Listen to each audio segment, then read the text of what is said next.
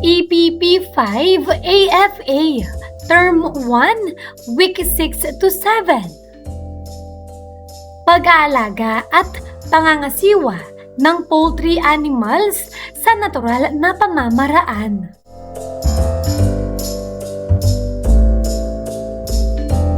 Revise K-12 curriculum with me, Teacher KMT.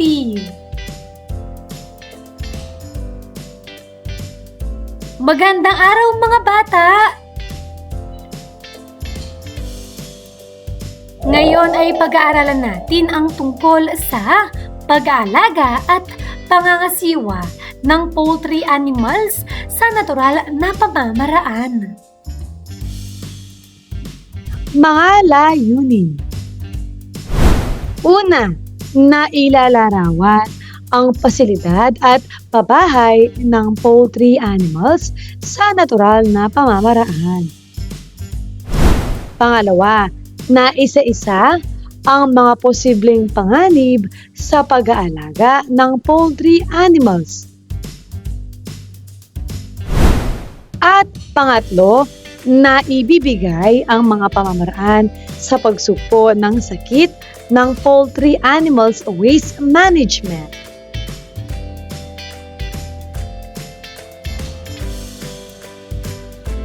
Unang araw. Maikling balik-aral. Paano to? Sagutin ang mga sumusunod na tanong. Para sa unang tanong, ano ang mga uri ng poultry animals? Tama! Manok, pugo, bibe, pabo, at pato.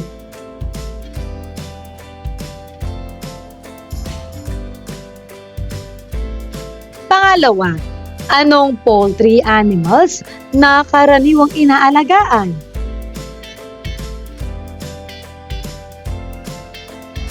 Mahusay! Manok.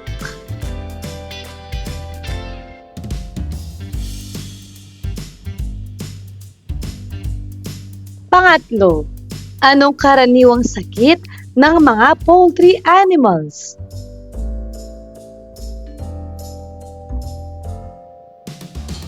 Mahusay! Ang avian flu at fowlpox.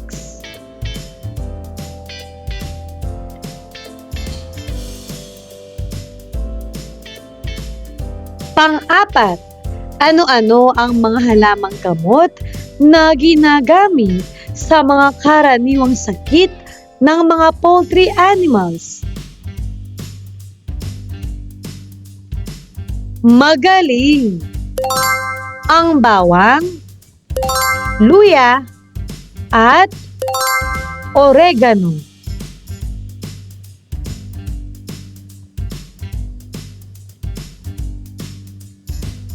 Panglima, maaari ka bang magbigay ng sanhi ng sakit ng mga poultry animals?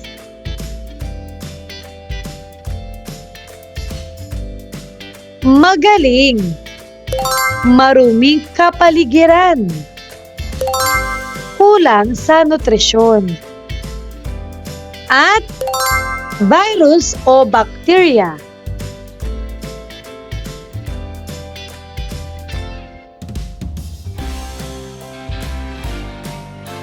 Pang-anim, magbigay ka naman ng mga parte ng halaman na ginamit sa paggawa ng halamang gamot.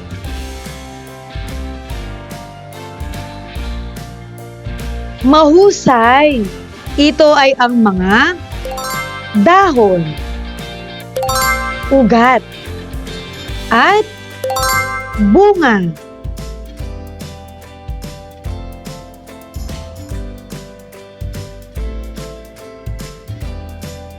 Pang-pito, Magbigay ka naman ng mga karaniwang lunas na binibigay sa mga sakit ng poultry animals.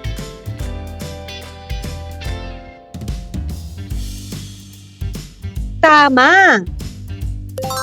Gamot, bakuna, at herbal.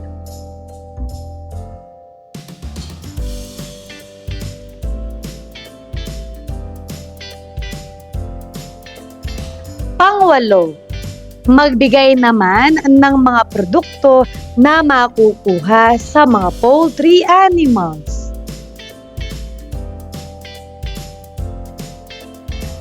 Mahusay! Ito ay mga itlog, karne, at pataba.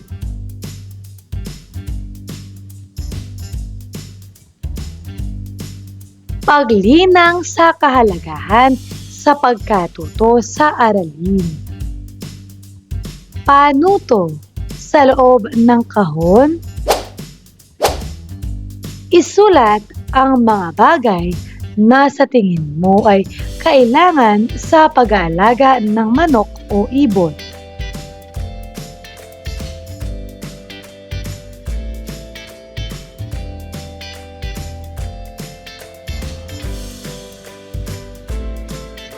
Magaling.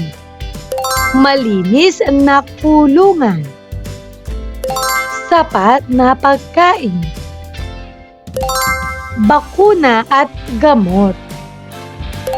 Tamang bentilasyon.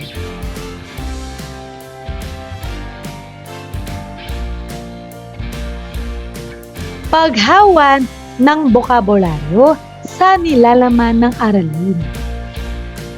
Una, pasilidad. Ito ay tumutukoy sa isang lugar o kagamitan sa isang lugar. Pangalawa, panganib. Ito ay isang sitwasyon na nagbabanta sa buhay o ari-arian.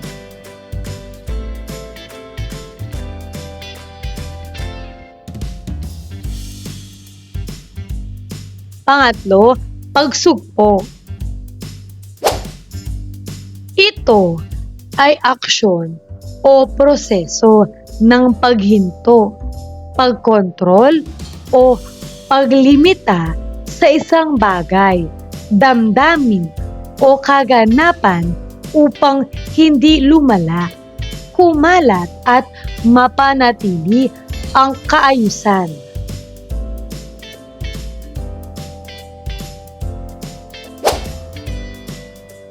Pang-apat, waste management. Ito ay ang akmang termino sa wastong pangungulekta, paglilipat, pagtatapon o paggamit at pagmonitor ng basura sa poultry.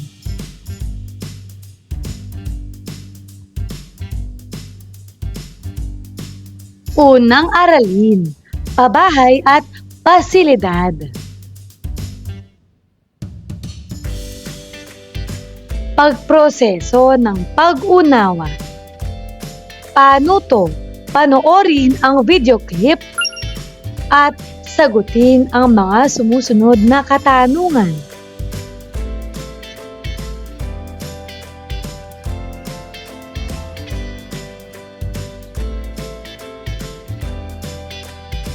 Sagutin natin. Una, bakit mahalaga ang pagkakaroon ng pabahay para sa mga alagang hayop?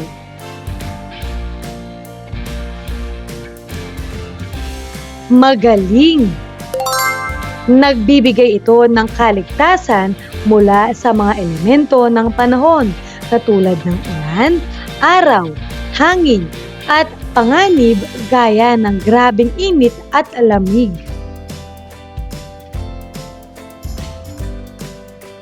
Pangalawa, ano-ano ang mga disenyo ng pabahay ng mga alagang hayop ang nakikita mo sa inyong komunidad? Magaling! Ang alagang hayop sa bakuran ay karaniwang may bubong, gilid na may butas o bakunawa.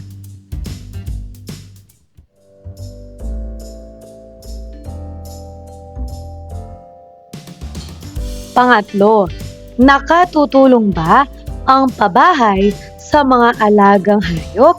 Sa anong paraan? Magaling! Opo, ang kaligtasan at proteksyon tulad ng nabanggit. Proteksyon laban sa masamang panahon at panganib. Pang-apat, kung ikaw ay gagawa ng disenyo ng pabahay ng inyong alagang hayop, anong disenyo ang gagawin mo? Bakit? Mahusay! Bahay na medyo may taas o elevated, may bubong na matibay, may bahagi na nakasarado at bahagi na open air. May bintana, butas para ventilasyon, may sahig na madaling linisin, at may material na lalaban sa init at lamig. Talakayin na natin ang pabahay at pasilidad. Kailangan na ang kulungan ay maluwag upang magkaroon ng sapat na ventilasyon at maging maginhawa ang mga poultry animals.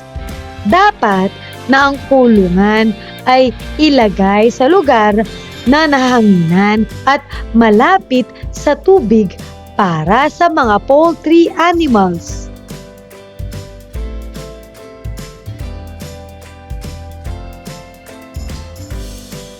Sa poultry farming, may iba't ibang uri ng pabahay na ginagamit depende sa layunin ng produksyon, klima at uri ng manok. Narito ang ilan sa mga pangunahing uri ng pabahay sa poultry farm. Pangunahing uri ng pabahay sa poultry farm. Una, brooder house. Ito ay ginagamit para sa mga sisiw mula kapanganakan hanggang sa mga ilang linggong gulang. Karaniwan itong mayroong heat source tulad ng heat lamps o gas brooder para mapanatili ang tamang temperatura para sa mga batang sisiw.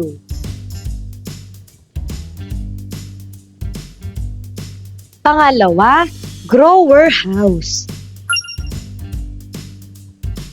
Ito ay ginagamit para sa mga manok na nasa pagitan ng brooding stage at laying stage o slaughter age. Karaniwan itong mas maluwang upang bigyan ng sapat na espasyo ang mga manok na lumalaki.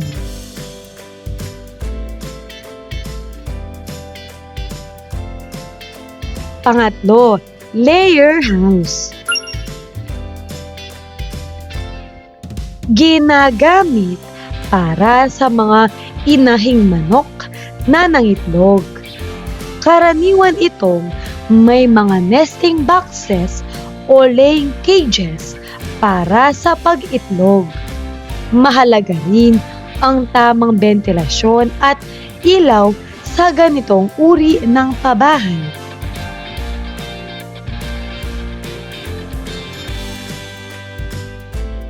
Pang-apat, broiler house. Para sa mga manok na pinalalaki para sa karne. Dinisenyo upang magbigay ng sapat na espasyo para sa mabilisang paglaki ng mga manok. May tamang sistema ng pagpapakain at patubig.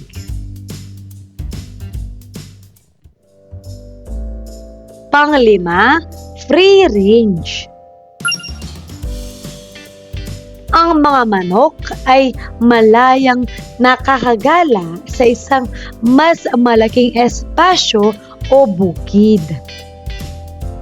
Karaniwan itong may kasamang maliliit na kubo o mobile coops para sa proteksyon laban sa mga predator sa gabi.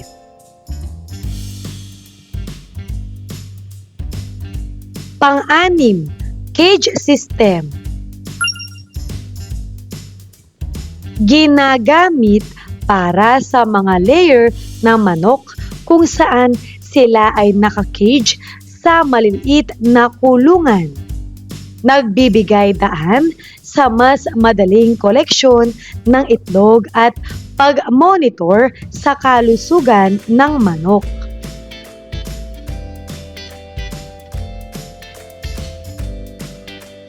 Pang-pito, deep litter system.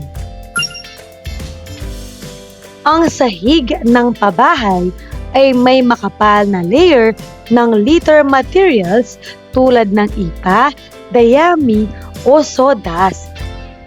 Ang mga manok ay malayang nakakagala sa ibabaw ng litter na nagsisilbing bedding at sumisipsip ng dumi.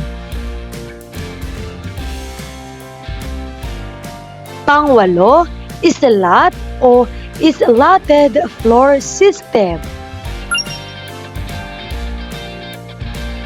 Ang sahig ng pabahay ay gawa sa mga slats o kahoy o bakal na may espasyo sa pagitan.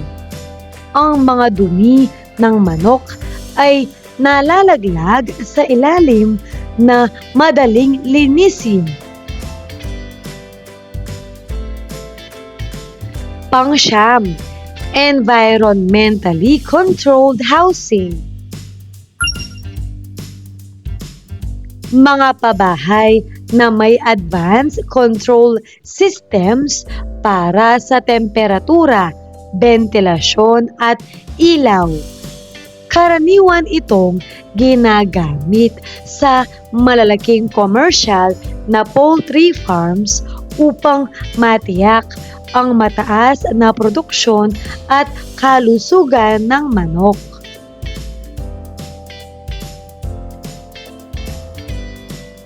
Karagdagang kaalaman. Una, pagkain. Kailangan ng malinis at masustansyang pagkain para sa mga alagang hayop.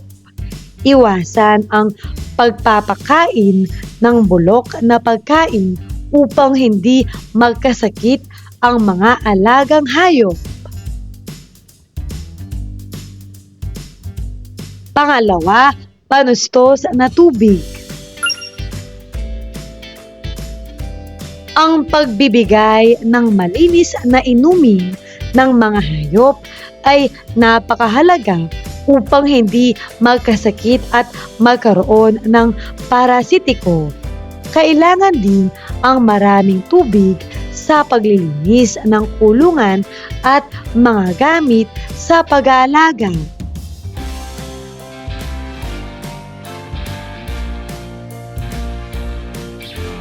Pangatlo, tapunan ng dumi. Linisin ang dumi ng alagang hayop araw-araw. Gumawa ng isang imbakan o hukay na para sa mga dumi upang hindi mangamoy at maperwisyo ang mga kapitbahay. Siguraduhin ito ay may takip upang hindi langawin at pagmula ng sakit.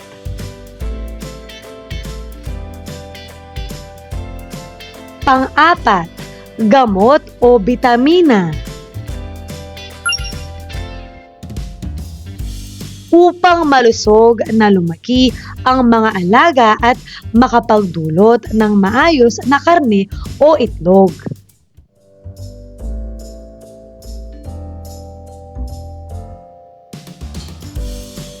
Ikalawang araw.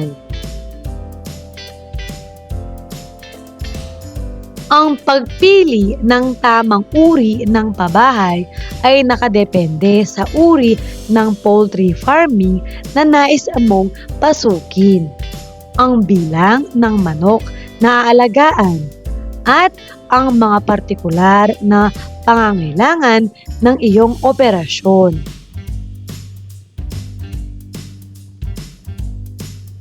Alamin natin ang mga uri ng pagkain ng poultry animals. Masustansyang pagkain ang dapat ibigay para maabot ang kanilang tamang bigat at laki. Narito ang ilan sa mga dapat na ipakain sa ating mga alaga. Gamitin natin ito para sa unang halimbawa ng poultry animals. Una, manok. Aralin natin ang mga uri ng pagkain nito. Starting mash. Pagkain ito para sa mga bagong pisang sisiw hanggang 6 na linggo. Growing mash. Ibinibigay ito bilang pagkain para sa 6 na linggo hanggang sa handa ng ipagbili o hanggang sa mangitlog ang inahin. Laying mash. Ibinibigay ito sa mga manok na nagsisimulang mangitlog. Para naman sa paraan ng pagpapakain. Gumamit ng panukat o pantakal. Ilagay ang mga pagkain sa lagayan o patukaan upang anumang oras ay pwede silang makakain. Dapat bigyan sila ng pagkain 2 o 3 beses sa isang araw.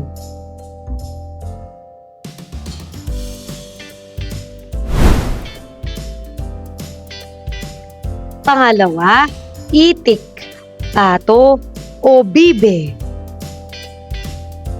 Uri ng pagkain.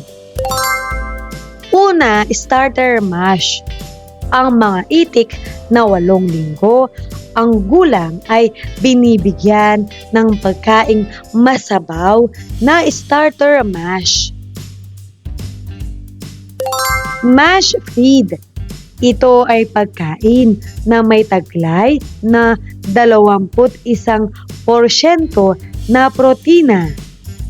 Inihahalo sa giniling na isda, mais, darak, dinurog na balat ng talaba at iba pang pagkaing mayaman sa mineral at bitamina.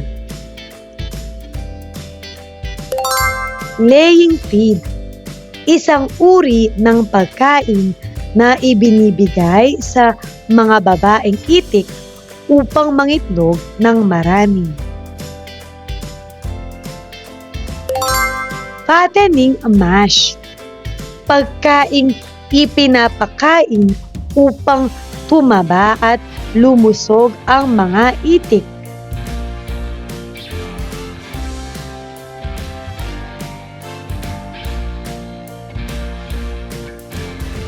Pangatlo, pugo.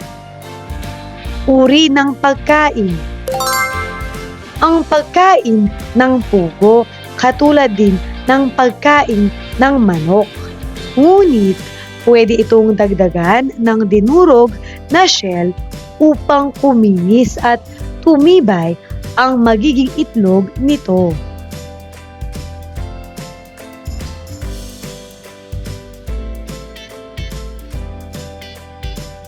Pang-apat, pabo. Uri ng pagkain. Butil. Tinatad na mga gulay. Beets, carrot, dahon ng repolyo, cottage cheese, gatas, mga paghahalo ng harina, sariwang basura mula sa isda, karne, mga eggshells, wet o dry feeds.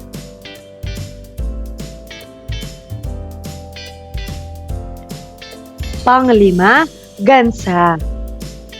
Uri ng pagkain. Mga legume, clover, alfalfa, matamis na clover, berdeng mga cereal, rye, oats, wheatgrass, timothy grass, bluegrass, maghasik ng tinik, plantain, nettle, dandelion, at iba pa.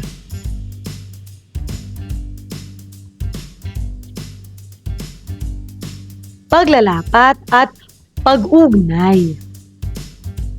Gumawa ng sariling disenyo ng pabahay at pasilidad para sa alagang ibon, katulad ng manok, pato, bibe, itik, ugo, gansa at pabo. Sa baba ng iyong disenyo ay ilarawan ang iyong disenyo. Gamitin ang rubrics upang maging gabay sa gawain ito. Narito ang mga batayan sa pagbigay ng puntos.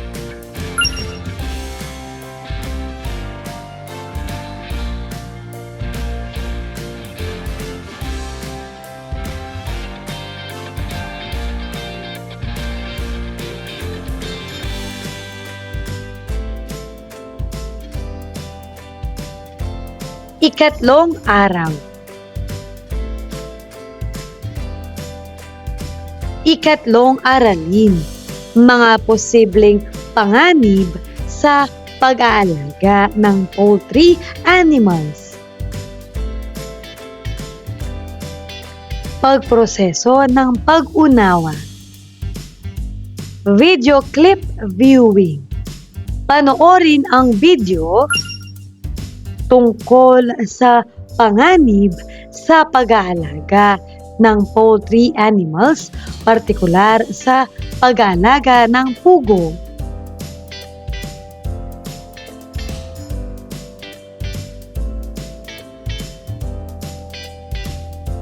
Gabay na mga tanong. Una, ano ang nilalaman ng video? Pangalawa, pagkatapos mong mapanood ang video, nais mo pa bang mag-alaga ng mga poultry animals sa hinaharap? Bakit?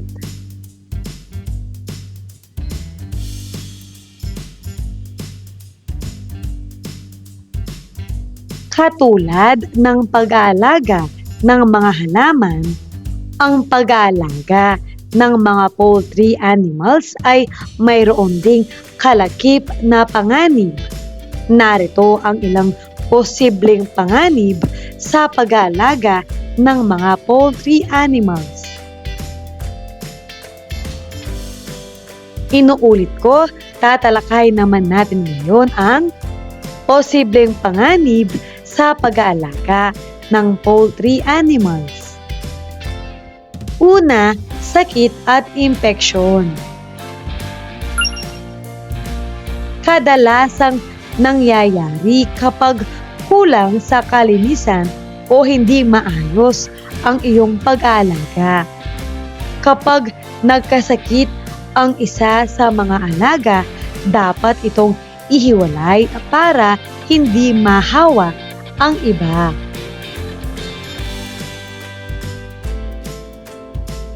Pangalawa, kalusugan ng tao. Ang hindi maayos na pag-aalaga sa mga poultry animals ay maaari ring makaapekto sa kalusugan ng mga tao. Maaari itong magdulot ng allergy at respiratory diseases.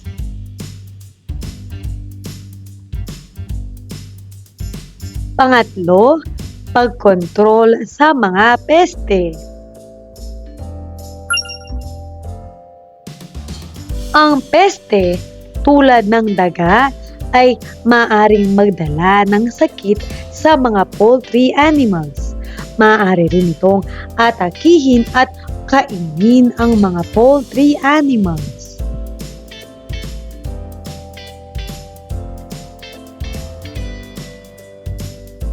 Pang-apat, pagkawala ng kita. Ito ay dahil sa pag-iba-ibang presyo sa merkado at magkakaroon ng disease outbreak sa mga poultry animals tulad ng bird flu.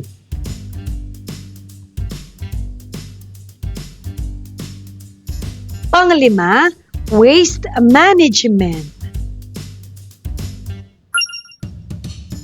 Ang hindi tamang pamamahala sa mga dumi at iba pang basura ay maaring magdulot ng polusyon sa lupa, hangin at tubig. Pag-aralan din natin ang bitamina. Ang mga bitamina ay isang pangkat ng mga organikong compound na kailangan ng manok. Sa kabila ng mababang antas ng pangangailangan, ang mga bitamina ay mahalaga para sa normal na paggana ng katawan, paglaki at pagpaparami. Ang kakulangan ng isa o higit pang mga bitamina ay maaaring humantong sa bilang ng mga sakit o syndrome. Ang mga bitamina ay nahahati sa dalawang kategorya: natutunaw sa taba at natutunaw sa tubig. Ang fat-soluble na bitamina ay A, D, E at K.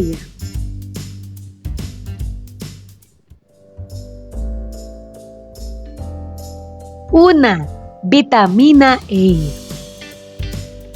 Ito ay kinakailangan para sa normal na paglaki at pag-unlad ng epithelial tissue katulad ng balat at mga lining ng digestive, reproductive at respiratory tracts at reproduction.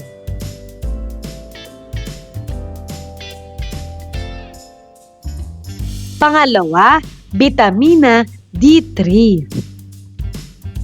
Ito ay kinakailangan para sa normal na paglaki, pagbuo ng buto, at pagbuo ng balat ng itlog.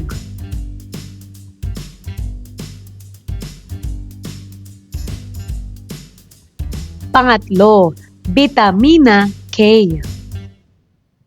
Ito ay mahalaga para sa pagbuo ng namuong dugo, kasama sa mga bitamina na nalulusaw sa tubig, ang bitamina C at ang mga bitamina B. Pang-apat, bitamina B. Ito ay para sa metabolic function, kabilang ang metabolismo ng enerhiya. Kasama sa mga bitamina B ang bitamina B12, biotin, palasin, niacin, pantothenic acid, pyridoxine, riboflavin, at thiamine.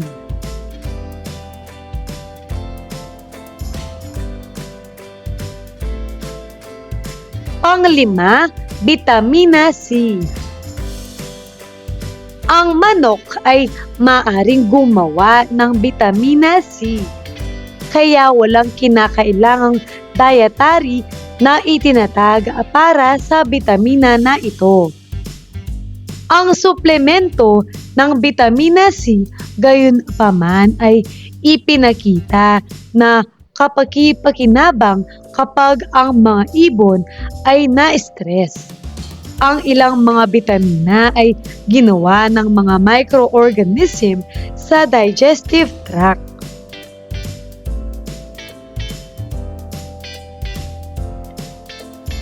Pang-anim, bitamina D. Ito ay maaaring gawin kapag ang sikat ng araw ay tumama sa balat ng ibon. Ang iba pang mga bitamina ay dapat ibigay dahil hindi sila nabuo ng mga ibon.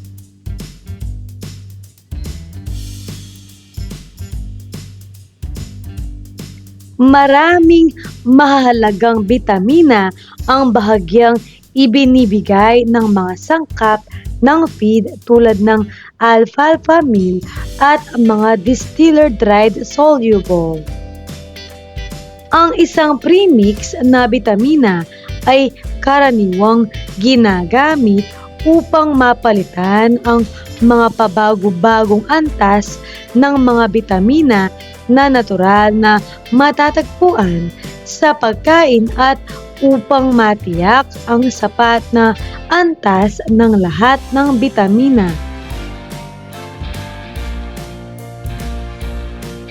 Tukuyin rin natin ang pagsukpo sa sakit ng poultry animals waste management. Dapat may gamot o bakuna ang mga alaga upang makaiwas sa mga sakit. Siguraduhin ding malinis ang kanilang mga kulungan. Kailangan ding i-disinfect ang mga kagamitan at kulungan para di lumaganap ang sakit. Mainam ding pabakunahan o bigyan ng gamot ang alagang may sakit. Narito ang ilang paraan upang mapakinabangan at maiwasan ang sakit dulot ng waste management.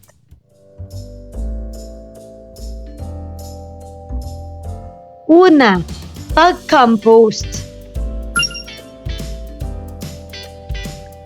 Ito ay paraan na kung saan ang mga bagay na nabubulok tulad ng dumi ng hayop, dahon, balat ng prutas, damo at iba pa at pinagsasama-sama at ginagamitan ng proseso.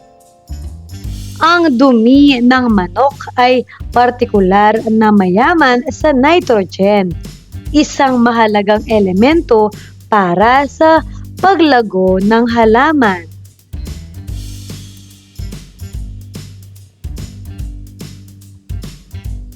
Pangalawa, produsyon ng biogas. Ang paggamit ng biogas mula sa basura ng manok ay isang revolusyonaryong diskarte sa pamamahala ng basura at produksyon ng enerhiya. Ang biodigester ay isang pangunahing bahagi sa prosesong ito na nagpapadali sa anaerobic panunaw ng organic matter, kabilang ang mga dumi ng manok. Pangatlo, makabagong feed ng hayop.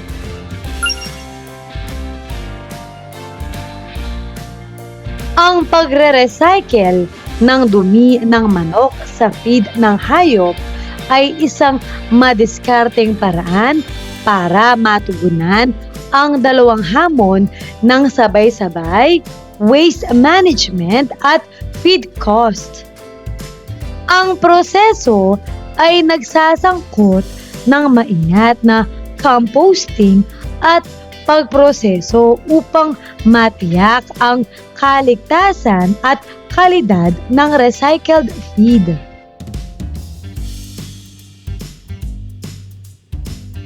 Pinatnubayang pagsasanay.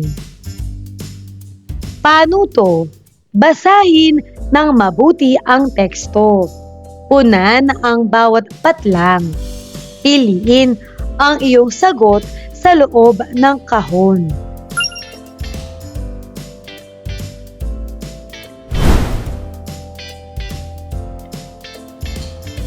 Basahin at sagutin mo ito.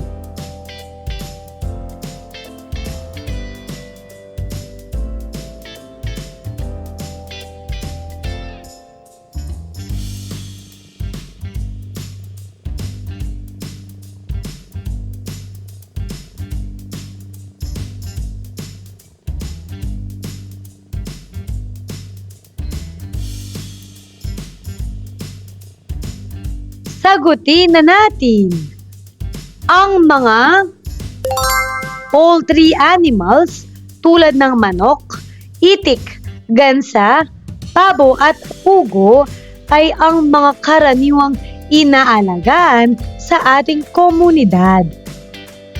Ang mga ito ay napagkukunan ng pangkabuhayan at pagkain tulad ng mga itlog at karne ng mga ito. Ang mga poultry animals ay sinasabing madali lang alagaan sapagkat ang kanilang pagkain ay makikita rin sa mga bakuran at lokal na pamilihan tulad ng basahin at sagutin mo ito.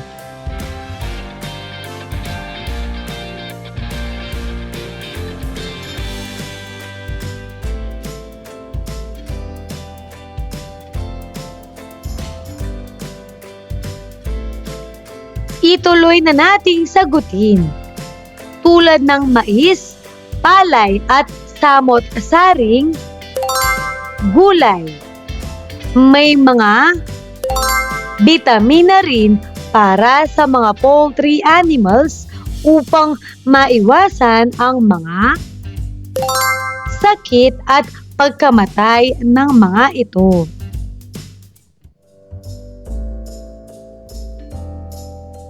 Paglalapat at pag-ugnay. Poster making.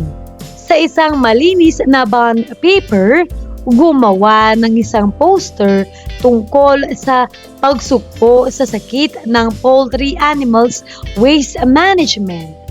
Gamitin ang rubrics upang maging gabay sa gawaing ito.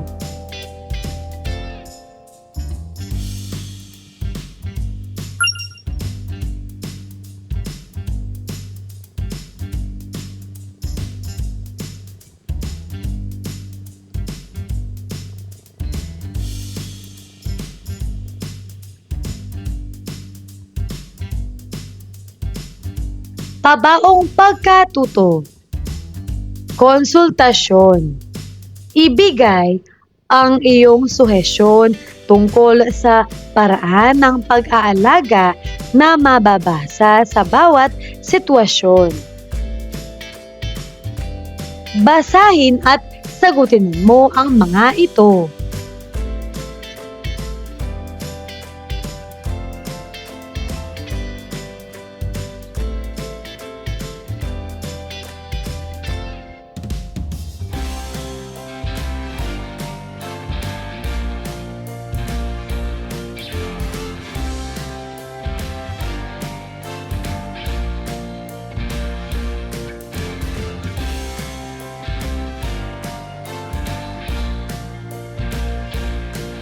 Para sa kasunod na bahagi, basahin at sagutin mo ang mga ito.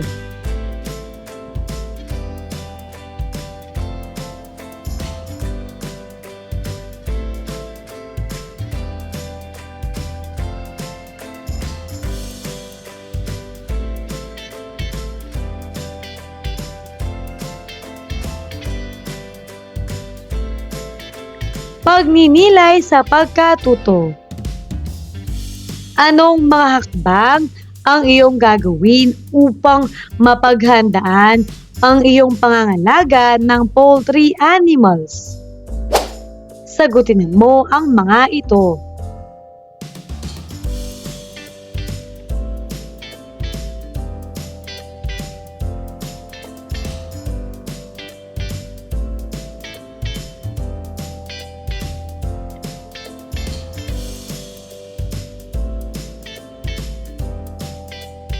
Pagsusulit.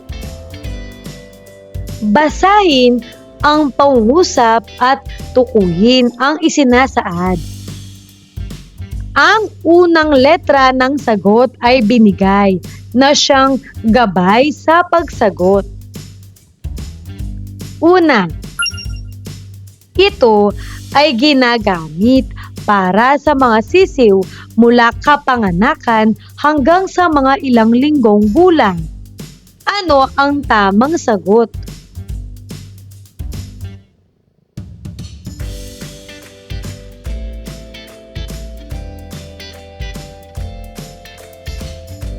Tama! Brooder house.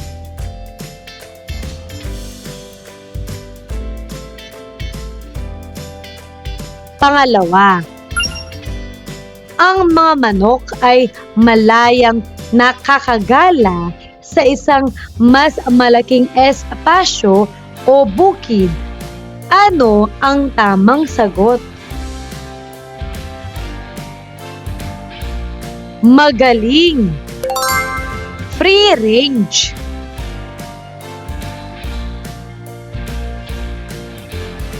Pangatlo, ang sahig ng pabahay ay may makapal na layer ng litter materials tulad ng ipa, dayami o sawdust.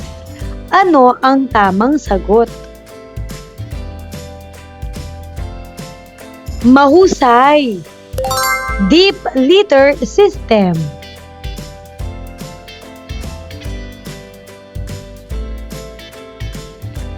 Pang-apat, ginagamit para sa mga inahing manok na nangitlog. Ano ang tamang sagot?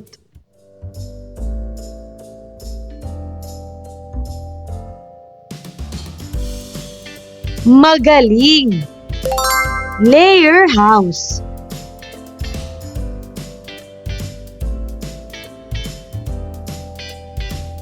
Panglima, ang sahig ng pabahay ay gawa sa mga slats o kahoy o kaya naman ay bakal na may espasyo sa pagitan.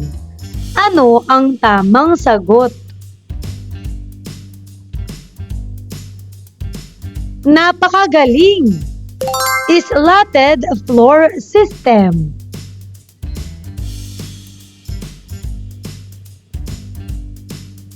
Pang-anim, ito ay ginagamit para sa mga manok na nasa pagitan ng brooding stage at laying stage o slaughter age. Ano ang tamang sagot?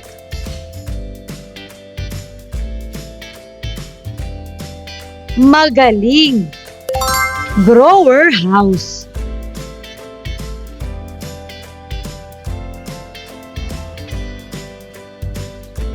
Pang-pito, ito ay sa mga manok na pinalalaki para sa karne.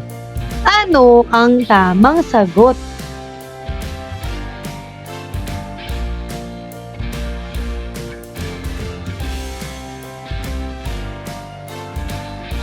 Mahusay! Broiler house.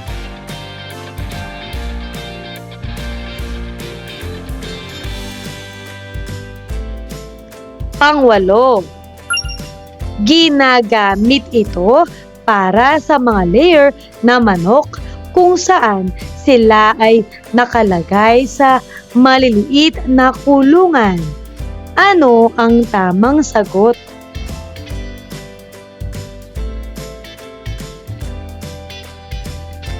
Mahusay. Cage system.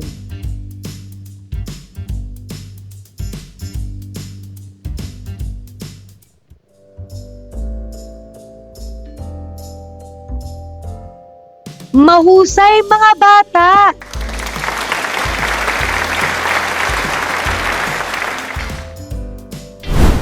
Ano ang mga natutuhan mo sa araw na ito?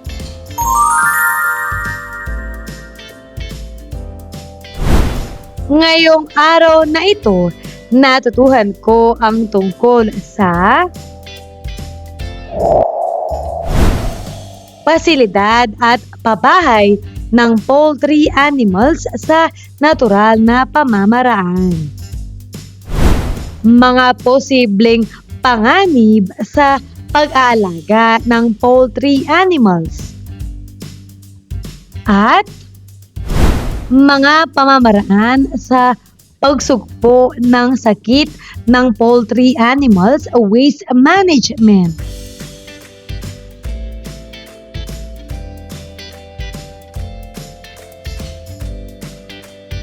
Maraming salamat sa pakikinig mga bata. Sana'y may natutuhan kayo. Huwag mong kalimutan, pindutin ang like, share, at subscribe.